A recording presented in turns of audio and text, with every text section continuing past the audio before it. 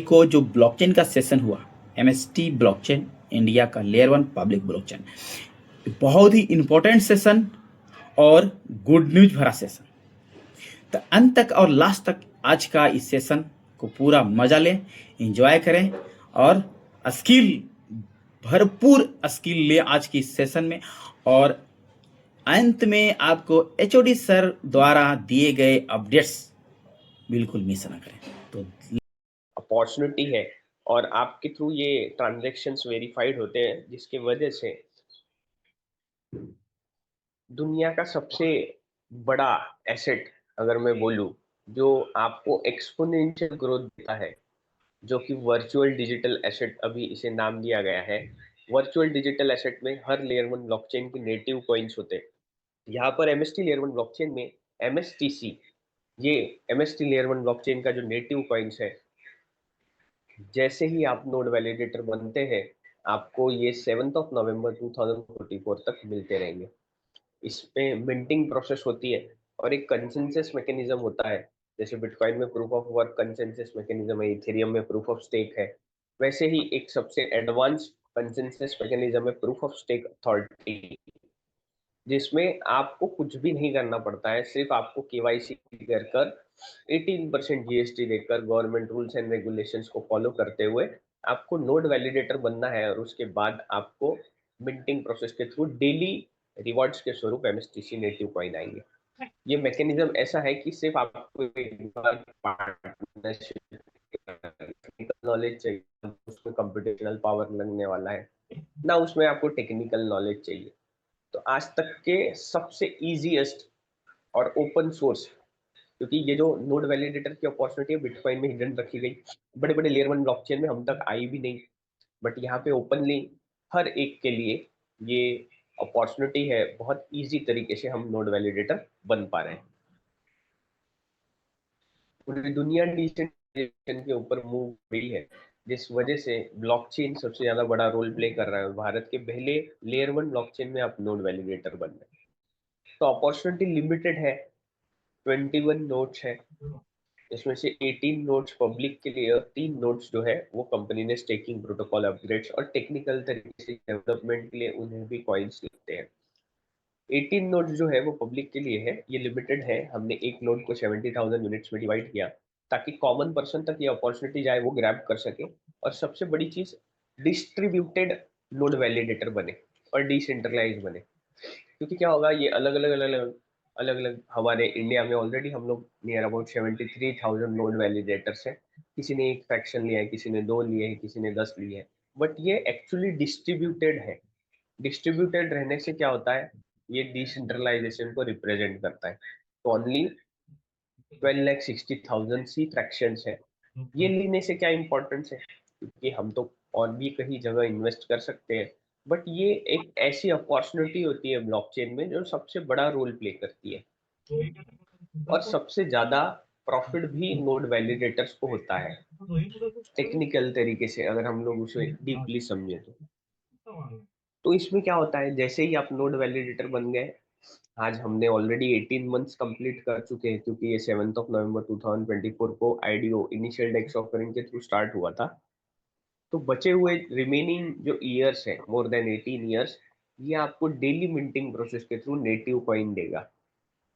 और हर एक native coin की इंपॉर्टेंस उस लेयर 1 ब्लॉकचेन में सबसे ज्यादा इंपॉर्टेंट होती है, क्योंकि उसके बिना उस ब्लॉकचेन में कोई भी ट्रांजेक्शन्स ही नहीं होते।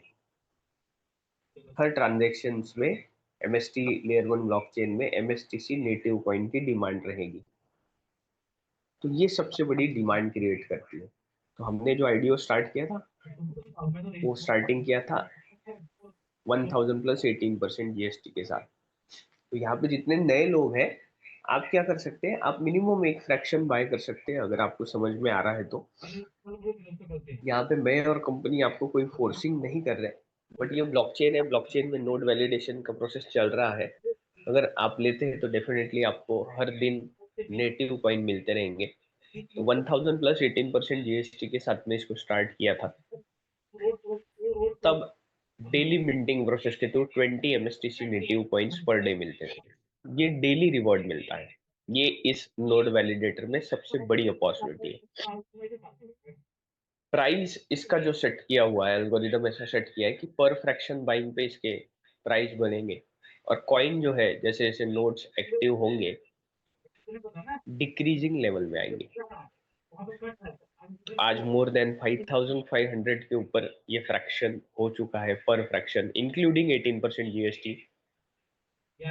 और जो कॉइन मिल रहे हैं वो सिर्फ और सिर्फ 8.23 ही कॉइन पर फ्रैक्शन मिल रहे हैं। तो आप देख सकते हैं एक बहुत बड़ा डिफरेंस इस 18 मंथ्स में आ चुका है।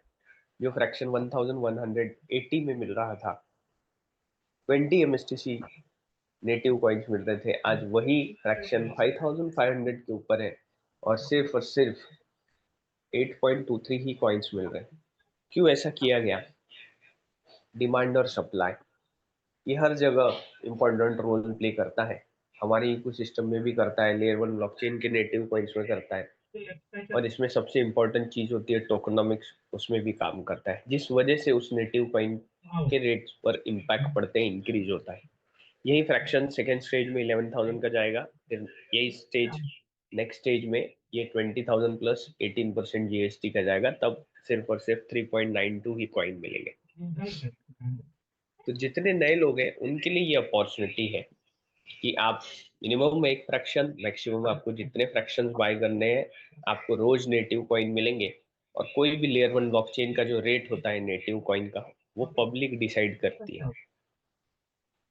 उसमें ओनर या सेंट्रलाइज अथॉरिटी या गवर्नमेंट कोई इंटरफेयर नहीं कर सकता। ये to the people, for the people, by the people, अगर हम इसको समझे ये तीन वर्ड्स को, तो ये ब्लॉकचेन टेक्नोलॉजी में लेयर 1 ब्लॉकचेन के जो नेटिव कॉइन्स है वो पूरा डिसेंट्रलाइज होता है। और इसी वजह से जब किसी चीज का रेट अगर लोग डिसाइड करते हैं, जैसे बिटकॉइन का रेट आज लोगों ने डिसाइड किया, ना कि सतोशी नाकामोटो, ना हम, ना और कोई पावरफुल पर्सन ने, तो उसका रेट डेफिनेटली बढ़ता है, क्योंकि आज सारे लोग अवेयर है और सब जानते हैं कि अगर कोई कंट्रोल या सेंट्रलाइज अथॉरिटी का कोई भी एसेट होता है तो उसमें मैनिपुलेशन होते हैं। और इसी वजह से आज लोग वर्चुअल डिजिटल एसेट को as compare to physical asset सबसे ज्यादा महत्व दे रहे हैं, सबसे ज्यादा स्टोर करके रख रहे हैं। क्योंकि अभी 10th नोड है,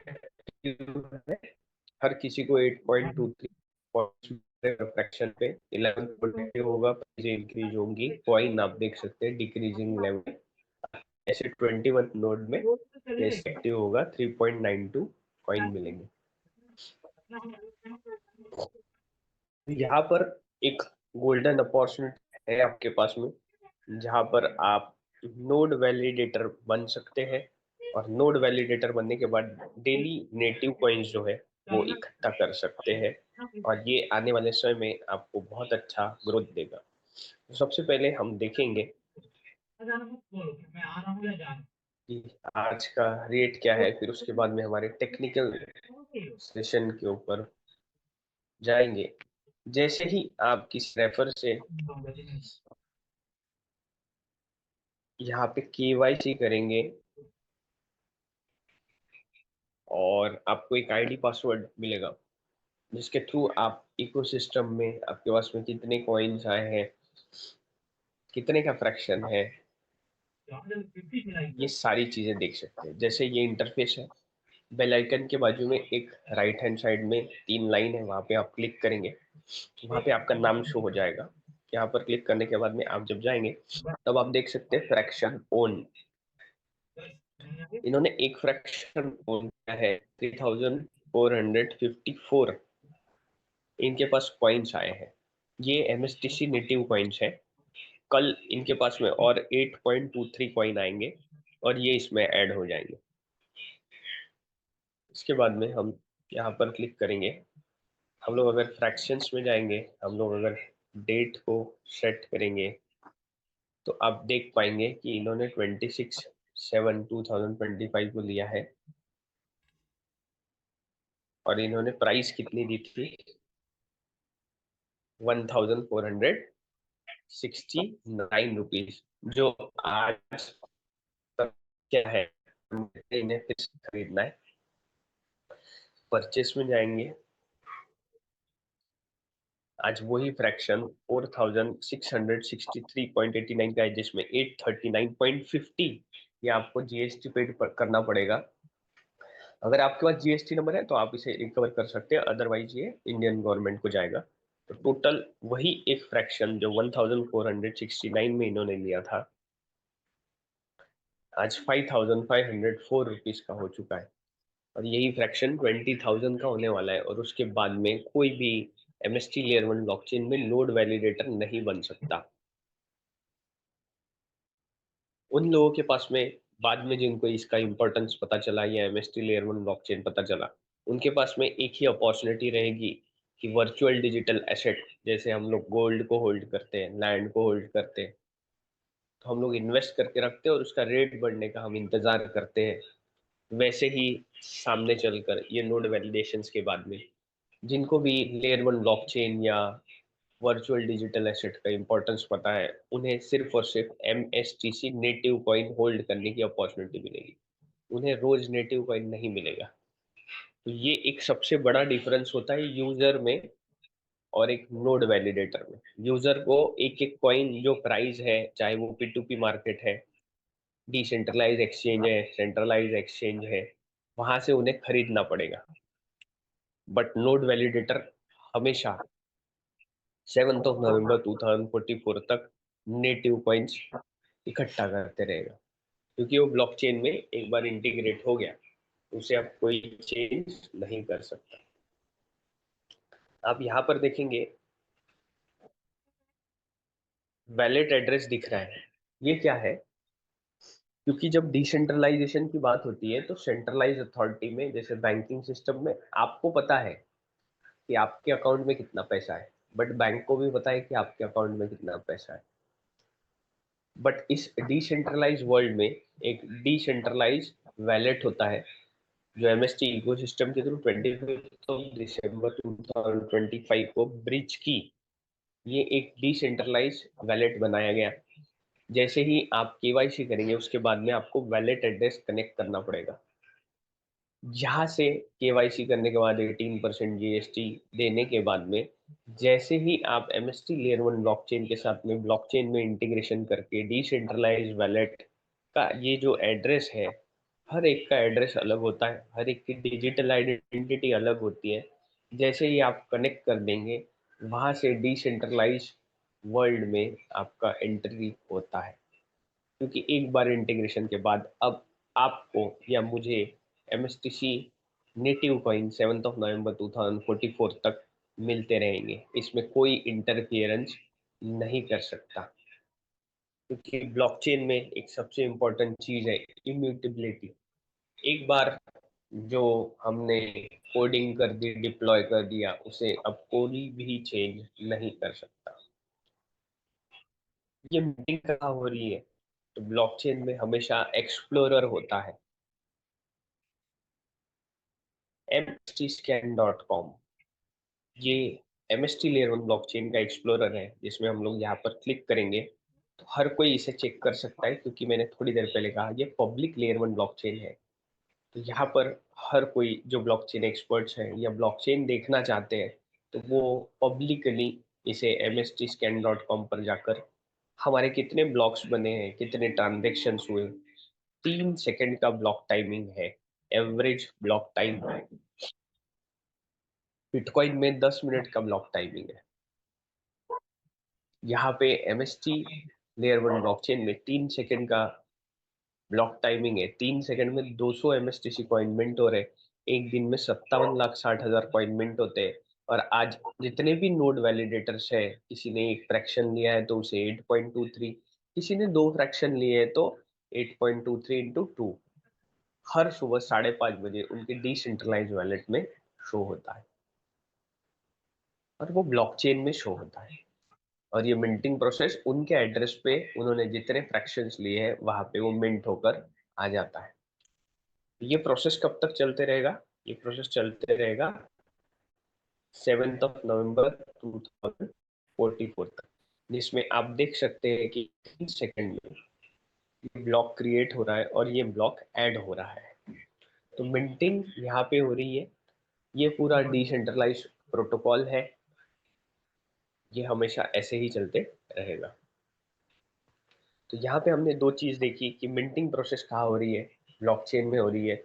ये डिसेंट्रलाइज है, इसलिए जो भी नोड वैलिडेटर्स हैं उन्हें 7 नवंबर 2044 तक डिसेंट्रलाइज तरीके से नेटिव कॉइन्स मिलते रहेंगे। उस नेटिव कॉइन का जो रेट है वो पब्लिक डिसाइड करेगी, इस वजह से भी इसे डिसेंट्रलाइज बोला जाता है।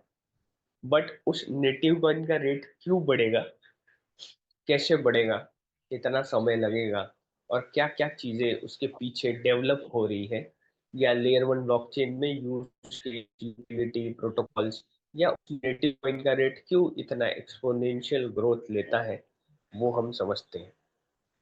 तो यहाँ तक यह अपॉर्चुनिटी नए लोगों के लिए थी, जहाँ पर आप भारत के पहले लेयर वन ब्लॉकचेन में नोड वैलिडेटर बन सकते हैं। नोड वैलिडेटर बनने के बाद में आपको डेली नेटिव कॉइन्स आएंगे, बाय डिफॉल्ट आएंगे।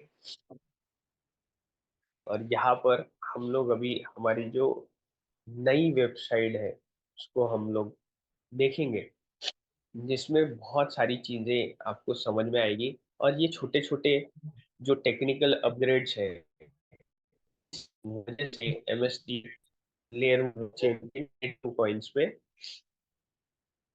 आपको अच्छा ग्रोथ देगा। तो ये हमारी ऑफिशियल वेबसाइट है। कोई भी इंफॉर्मेशन अगर आपको डीपली लेनी है तो जरूर आप हमारे ऑफिशियल वेबसाइट पे जाइए, जिसमें आप स्टार्टिंग में ही देख रहे हैं यहाँ पे कुछ वर्ड्स लिख के आए हैं, turning blockchain potential into real utility. इसे रियल वर्ल्ड एसेट्स भी बोला जाता है।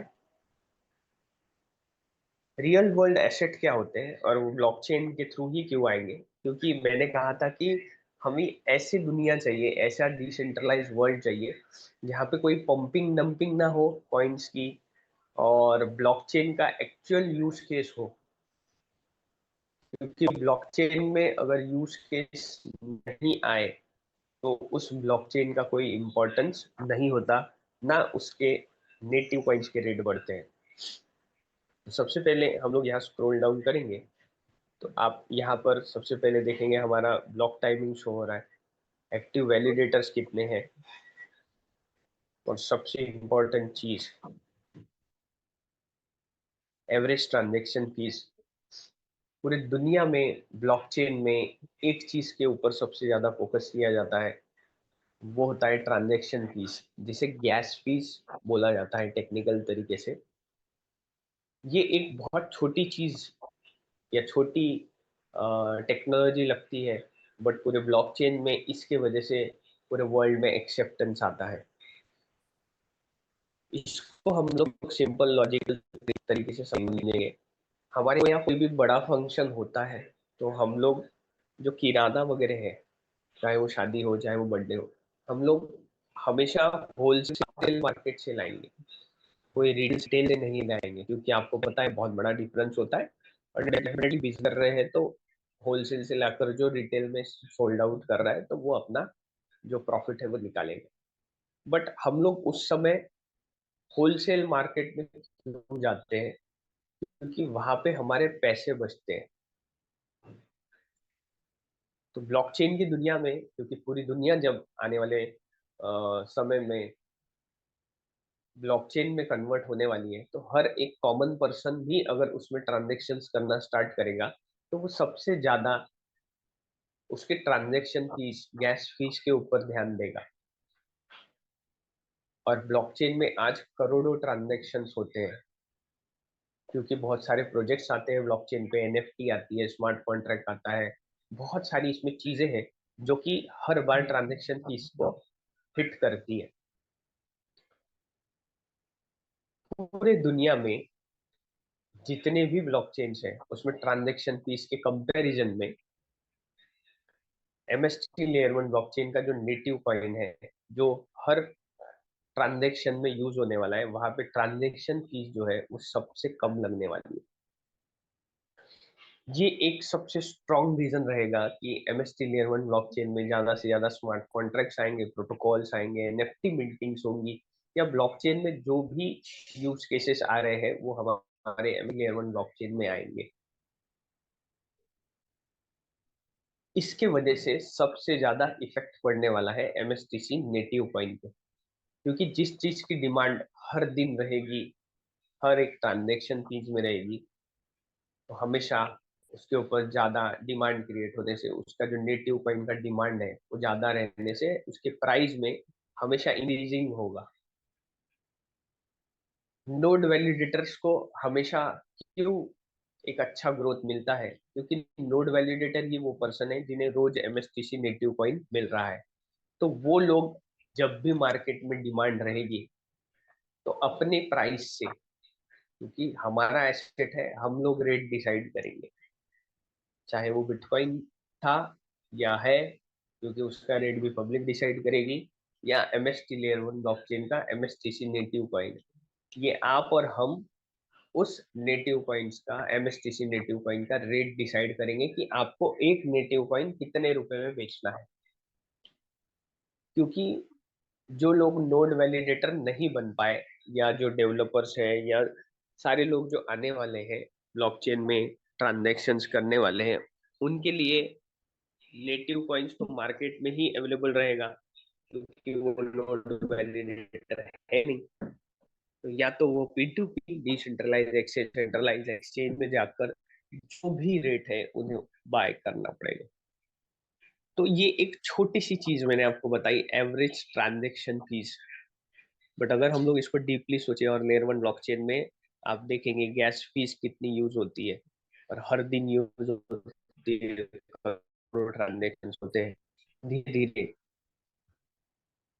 मिलियंस ऑफ ट्रांजेक्शन्स अगर एमएसटी लेयर 1 ब्लॉकचेन में आने वाले कुछ ईयर्स में अगर होने लग गए, आफ्टर नोड वैलिडेशन जैसे स्मार्ट कॉन्ट्रैक्ट प्रोटोकॉल्स, बहुत सारी चीजें आएगी, तब यहाँ पे सबसे ज्यादा बेनिफिट नोड वैलिडेटर्स को होने वाला है। इसीलिए हम मिनिमम एक फ्रैक्शन, मैक्सिमम आज भी अगर हमारी रेंज है फ्रैक्शन होल्ड करने की, तो आप ले सकते हैं। इसमें और एक चीज जो सबसे ज्यादा इम्पोर्टेंट है, ब्लॉकचेन में जितनी भी ट्रांजैक्शन फीस लगती है वो किसके पास जाती है?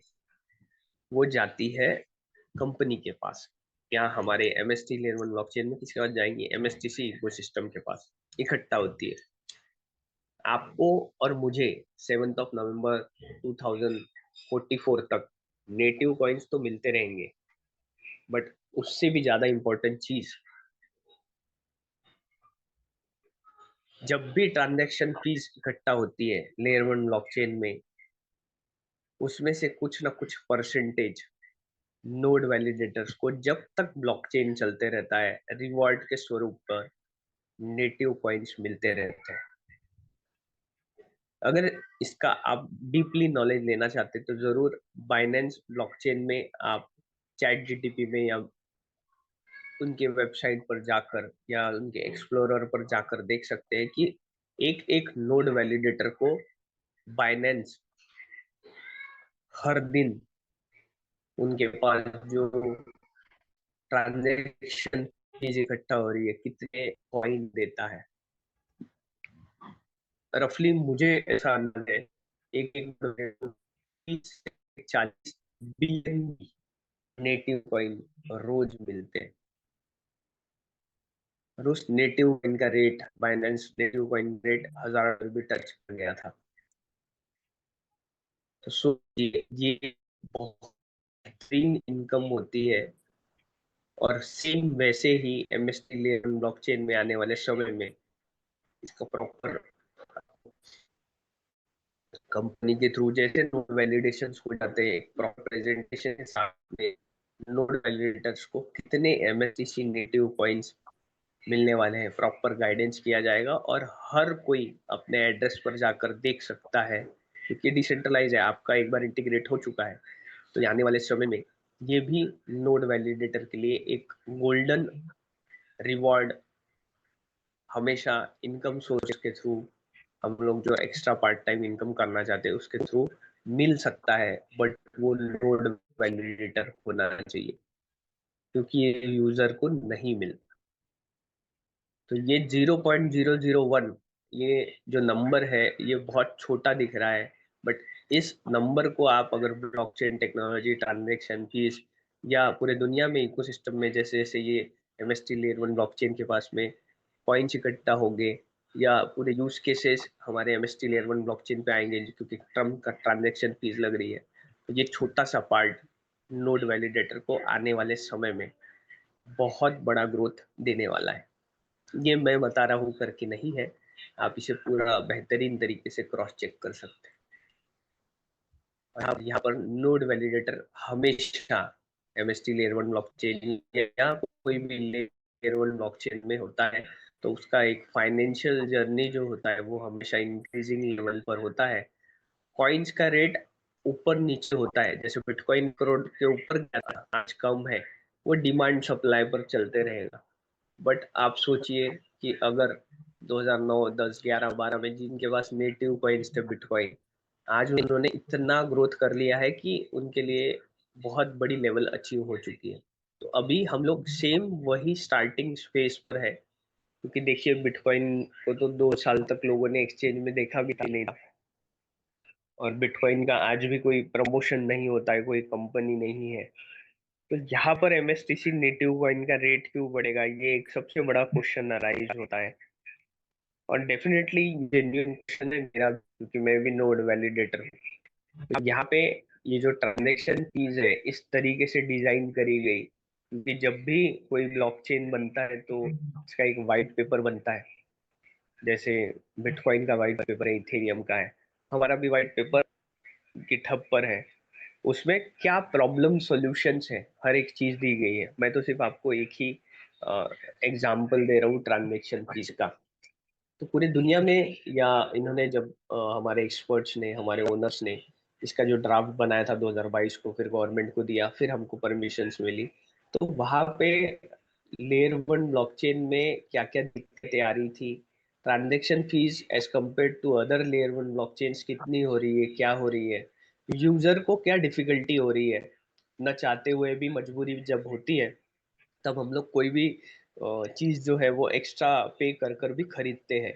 तो ये एक प्रॉब्लम सॉल्विंग स्टेटमेंट है पूरे इंडिया के लिए नहीं, पूरे वर्ल्ड के लिए, कि ये जो ट्रांजैक्शन फीस, जब ट्रांजैक्शन जैसे गर्दी बढ़ जाती है, अगर हम लोग सिंपल लैंग्वेज में बोले, तो ब्लॉकचेन में भी जो ट्रांजैक्शंस होते हैं वो पर सेकंड वहाँ ट्रेस होते हैं, क्योंकि ब्लॉकचेन है, टाइम स्टैम्प भी बोला जाता है।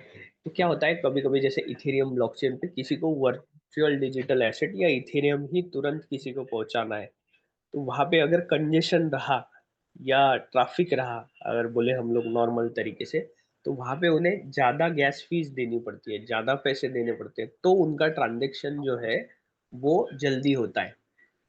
बट इसको अगर आप गहराई से सोचे कि अगर हम लोग पहले ट्रांजेक्शन किया है और कोई आके ज्यादा पैसे देकर हमसे आगे जा रहा है, तो ये भी तो एक प्रॉब्लम ही है। फिर तो हमारे टाइम का कोई इम्पोर्टेंस ही नहीं रहा, और टाइम तो लिमिटेड होता है। तो अगर हम लोग इन छोटी छोटी चीजों को गहराइयों से सोचेंगे, क्योंकि ये ब्लॉकचेन में इंपॉर्टेंट रोल प्ले करती है, ये सिर्फ बोलने से नहीं होता, इसमें भी बहुत सारे कॉम्पिटिशन्स चलते हैं जिसे स्केलेबिलिटी बोला जाता है टेक्निकल तरीके से। स्केलेबिलिटी मीन्स टीपीएस को हम समझेंगे, ट्रांजेक्शन पर सेकेंड, जिसमें अभी हम लोग एमएसटी लेयर 1 ब्लॉकचेन 4000 ट्रांजेक्शन पर सेकेंड कर रहे हैं। आने वाले समय में और टेक्नोलॉजिकल अपग्रेड्स हो रही है, जिसमें हम लोग Q1 2026 में इसे नियर अबाउट 15,000 ट्रांजेक्शन्स पर सेकेंड तक लेके जाने वाले हैं। और आने वाले समय में और हम लोग जो हाईएस्ट स्केलेबिलिटी टीपीएस अचीव करना चाहते हैं वो 60,000 ट्रांजेक्शन्स पर सेकेंड है। तो कोई भी फाइनेंशियल एसेट में ट्रांजेक्शन्स जो होते हैं ब्लॉकचेन में, माइक्रो सेकेंड भी बहुत ज़्यादा इंपॉर्टेंट रोल प्ले करता है। उसके लिए ऑलरेडी एमएसटी इकोसिस्टम ने ये टेक्नोलॉजी प्रिपेयर कर ली है। तो ऐसा नहीं कि सिर्फ ब्लॉकचेन बनाया या नोड वैलिडेशंस करना है और हो गया, उसके बाद नहीं। एक्चुअल जो रोल या एक्चुअल ब्लॉकचेन हमारा जब स्टार्ट होगा, जब ये 21 नोड्स एक्टिव हो जाएंगे, उसके बाद में एक्चुअल जर्नी हर लेयर वन ब्लॉकचेन की स्टार्ट होती है, चाहे वो कोई भी लेयर वन ब्लॉकचेन हो। तो यहाँ पर जो टीपीएस है, स्केलेबिलिटी की वजह से भी, अगर फाइनेंशियल ट्रांजेक्शन्स या कोई भी इकोसिस्टम स्मार्ट कॉन्ट्रैक्ट या कोई प्रोजेक्ट अगर बनाता है, तो कोई भी यूजर अगर एमएसटी लेयर वन ब्लॉकचेन में विद इन सेकेंड्स अपने ट्रांजेक्शन्स कर सकता है, तो डेफिनेटली वहाँ पे इंक्रीज होगा, क्योंकि कोई भी सर्विस एक कॉमन पर्सन इंक्लूडिंग मैं भी, हम वही वो सर्विस लेना चाहेंगे जहाँ पे अच्छा प्रॉम्प्टली सारी चीजें मिल रही है, टाइम का ध्यान दिया गया और हमें कम पैसे में वो सर्विस मिल रही है।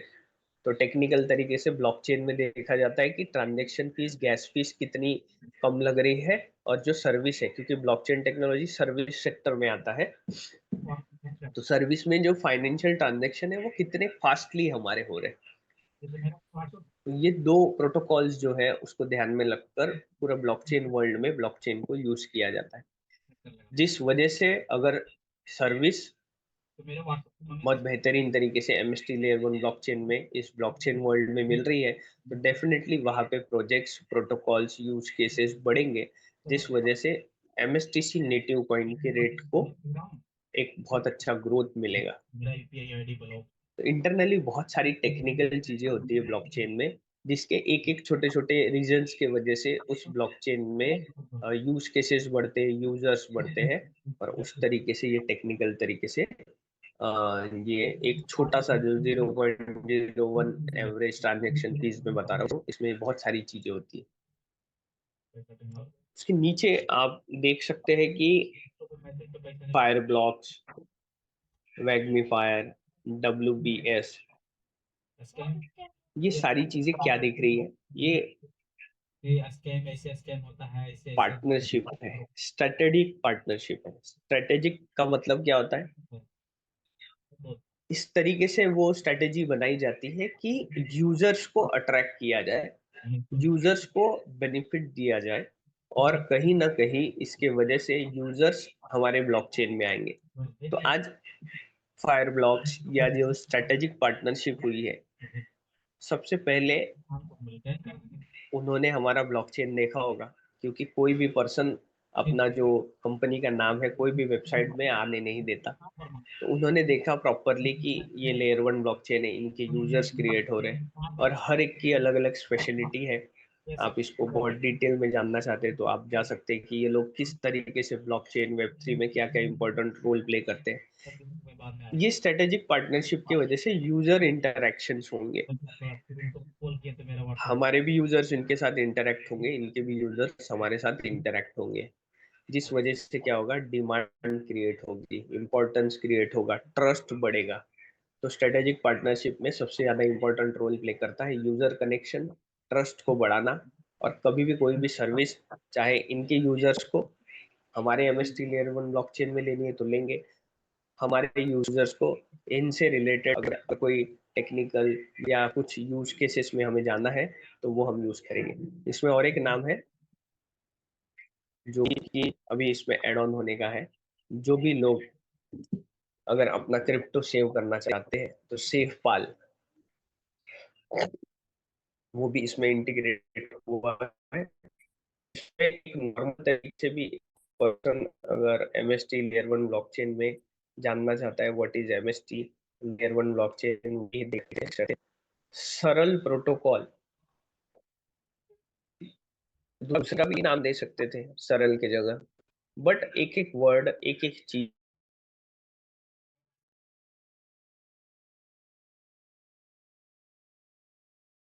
होता है।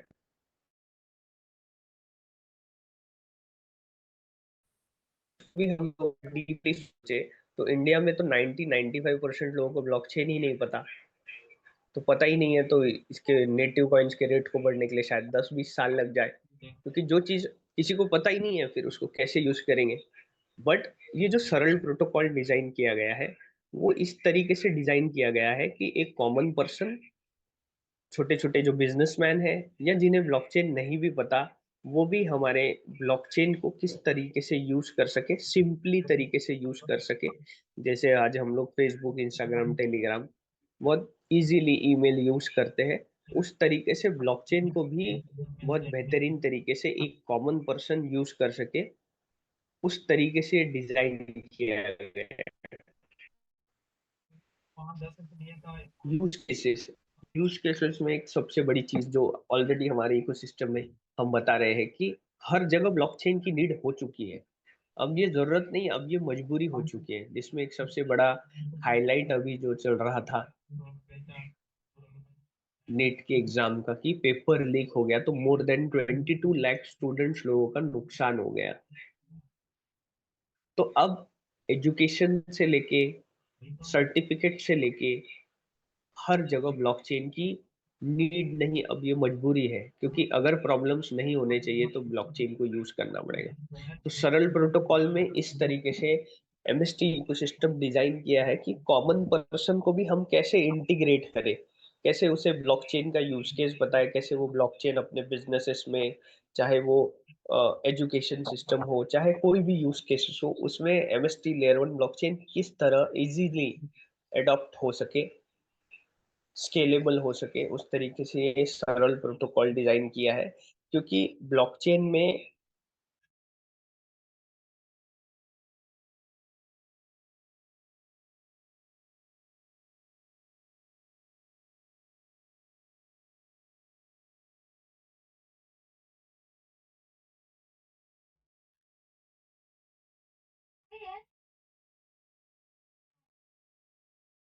तरीके से एमएसटी लेयर वन ब्लॉकचेन को डिजाइन किया है। ये टेक्निकल प्रैक्टिकल चीजें होती है ब्लॉकचेन में, क्योंकि जब प्रॉब्लम स्टेटमेंट या वाइट पेपर की बात आती है तो वाइट पेपर में हर एक चीज को डिस्क्राइब किया जाता है कि as compare to other layer one blockchain, क्योंकि आज इथेरियम है, सोलोना है, बीएनबी है, ट्रॉन है, ऐसे ये दुनिया में इतने बड़े बड़े लेयर वन ब्लॉकचेन है, उसको छोड़कर या उसको ना यूज कर कर एमएसटी लेयर वन ब्लॉकचेन को ही क्यों यूज करेंगे, क्यों ये नोड वैलिडेटर हम बनेंगे। ये भी तो एक क्वेश्चन सबसे बड़ा अराइज होता है, और डेफिनेटली नए लोगों के मन में होगा, जो जेन्युइन है, हमारे भी मन में था जब हम लोग नोड वैलिडेटर बनने के पहले, इन्वेस्टमेंट करने के पहले बहुत सारी चीजें सोचते हैं। तो अब दुनिया में इतने लेयर वन ब्लॉकचेन है तो एमएसटी इकोसिस्टम क्या ही कर लेगा, ये भी एक क्वेश्चन मन में अराइज होता है। कॉमन पर्सन या नोड वैलिडेटर से हमेशा ये सोचते हैं कि एमएसटी लेयर वन ब्लॉकचेन में चलो मैं नोड वैलिडेटर तो बन गया हूँ, बट सही में क्या इसका रेट बढ़ेगा क्या, सही में कंपनी अपने लेवल्स पे प्रमोशंस या डेवलपमेंट कर रही है क्या, कि सिर्फ जूम मीटिंग लेकर नोड वैलिडेशन की शेल आउट कर रहे हैं। तो ये एक बहुत बड़ा डिफरेंस हमको इस छोटे से सरल प्रोटोकॉल की वजह से, ये तो मैंने आपको एक बहुत छोटी चीज बताई, इसमें और बहुत सारी चीजें हैं टेक्निकली जो व्हाइट पेपर में आपको मिलेगी। तो क्वेश्चन ये अराइज होता है कि यूजर्स क्यों एमएसटी लेयर वन ब्लॉकचेन में ब्लॉकचेन को यूज करेंगे। तो वहां पे देखा गया कि पूरे वर्ल्ड में ब्लॉकचेन बहुत अच्छा लग रहा है, चाहे एक कॉमन पर्सन हो, चाहे एक कोडर हो, चाहे एक इंडस्ट्रियलिस्ट क्यों ना हो, बट अगर उस ब्लॉकचेन में यूज करने के लिए टेक्निकल जो चीजें हैं वो बहुत डिफिकल्ट हो गई, बहुत सारी दिक्कतें आ रही है, तो वो ब्लॉकचेन को यूज नहीं करेंगे। तो ये भी एक चीज देखी गई जब MST layer one blockchain design हो रहा था, या ड्राफ्ट बन रहा था, या व्हाइट पेपर जब हम लोग क्रिएट कर रहे थे या ब्लॉकचेन को बना पा रहे थे, जो टेक्निकल एक्सपर्ट्स हैं उन्होंने देखा कि ये भी एक प्रॉब्लम है कि बहुत इजीली ब्लॉकचेन को पूरी दुनिया यूज नहीं कर पा रही, due to lack of awareness, due to lack of knowledge. नहीं तो फिर कोई एक ब्लॉकचेन एक्सपर्ट हायर करो, अलग से पैसे दो, अपने कंपनी में यूज केसेस लाए, तो ये दिक्कत वाली बात थी। तो यहाँ पे भी एक प्रॉब्लम सॉल्विंग स्टेटमेंट है एमएसटी लेयर वन ब्लॉकचेन का, कि बहुत इजीली टेक्निकल प्रैक्टिकल तरीके से हमारे एमएसटी लेयर वन ब्लॉकचेन को, चाहे वो डेवलपर हो, कोडर हो, या एक कॉमन पर्सन हो, या स्मॉल बिजनेसमैन हो, वो भी हमारे कॉल के थ्रू हमारे एमएसटी लेयर वन ब्लॉकचेन को यूज करेंगे। तो कोई भी चीज जैसे फर्स्ट टाइम हमें समझ में नहीं आती, बट जैसे हम लोग रिपीट्स करते हैं और इजी सारी चीजें होती है, तो डेफिनेटली उस प्रोडक्ट या उस सर्विस का जो डिमांड है वो इंक्रीज होता है। और यहाँ पे इंक्रीज जब कुछ भी होगा, यूज केसेस प्रोटोकॉल्स या ज्यादा होंगे, तो सबसे ज्यादा इफेक्ट एमएसटीसी नेटिव कॉइन्स पे पड़ने वाला है, क्योंकि उसके बिना कोई। तो सरल प्रोटोकॉल को मैंने एक्सप्लेन किया। Last but not the least, सबसे इंपॉर्टेंट चीज पोस्ट क्वांटम। क्योंकि हम लोग कहीं भी इन्वेस्ट कर रहे हैं तो हम चाहेंगे कि हमारा जो वर्चुअल डिजिटल एसेट है वो सेफ रहे। अभी एक सबसे बड़ा इशू चालू है बिटकॉइन के ऊपर, क्योंकि सतोशी नाकामोटो जी के पास में 1.1 मिलियन कॉइन है, तो सबसे ज्यादा कॉइन्स उनके पास है। तो यहाँ पे क्या होता है, जैसे कॉइन में पंपिंग डंपिंग आपने देखी है, जिसके वजह से बहुत सारे यूजर लोगों का आज तक लॉस हो गया है, क्योंकि वहां पे एक्सप्लोर नहीं किया गया, बताया नहीं गया, या due to lack of knowledge and awareness. जो लोगों ने कहीं भी अगर इन्वेस्ट किया इसके पहले इंडिया में, तो वहां पे शो नहीं हुआ कि किसके पास में कितने नेटिव कॉइन्स है, या वो कॉइन्स टोकन्स किसके पास है। जिस वजह से क्या होगा, एक जो ट्रांसपेरेंसी एक्चुअली ब्लॉकचेन में होनी चाहिए वो नहीं है। यहाँ पे ट्रांसपेरेंसी है क्या, यहाँ पे पहले ही बताया गया है कि 3 नोट कंपनी के पास है, 18 नोट्स किसके पास है, पब्लिक के पास है। तो पंपिंग डंपिंग का सवाल नहीं होता। हर चीज ट्रांजेक्शन्स आप चेक कर सकते हैं, हर एक के पास में डिसेंट्रलाइज तरीके से जाता है। बट ये जो नेटिव कॉइन्स है, अगर इस पे अटैक हो गया तो, या ब्लॉकचेन पे अटैक हो गया तो भी तो फ्यूचर में कुछ ना कुछ दिक्कत हो सकती है। तो यहाँ पे जो पोस्ट क्वांटम हमने डिजाइन किया है कि क्वांटम रेजिस्टेंस, आगे चल के क्वांटम अटैक्स भी एमएसटी लेयर 1 ब्लॉकचेन में नहीं होंगे, जिसके लिए एक कंसेंसस मैकेनिज्म अभी हम है प्रूफ ऑफ स्टेक अथॉरिटी पे।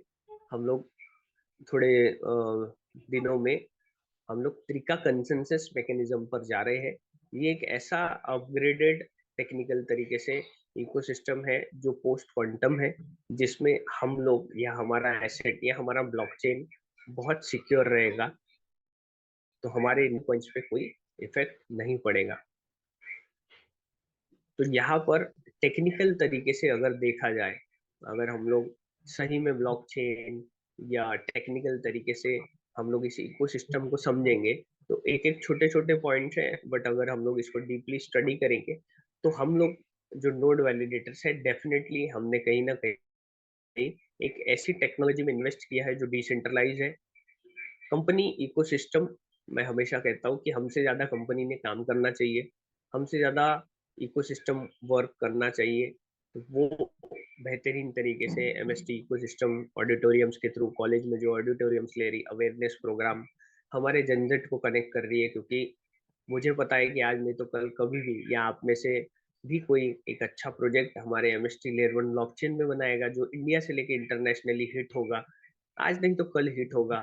जैसे हमने इंडिया में हिस्ट्री क्रिएट करी, यूपीआई जो था एक स्टार्टअप था, कुछ भी लोगों को समझा रहे ये क्या है ऑनलाइन पेमेंट, हम तो सेफ नहीं रहेंगे, बट आज वर्ल्ड में हमने हिस्ट्री क्रिएट की है।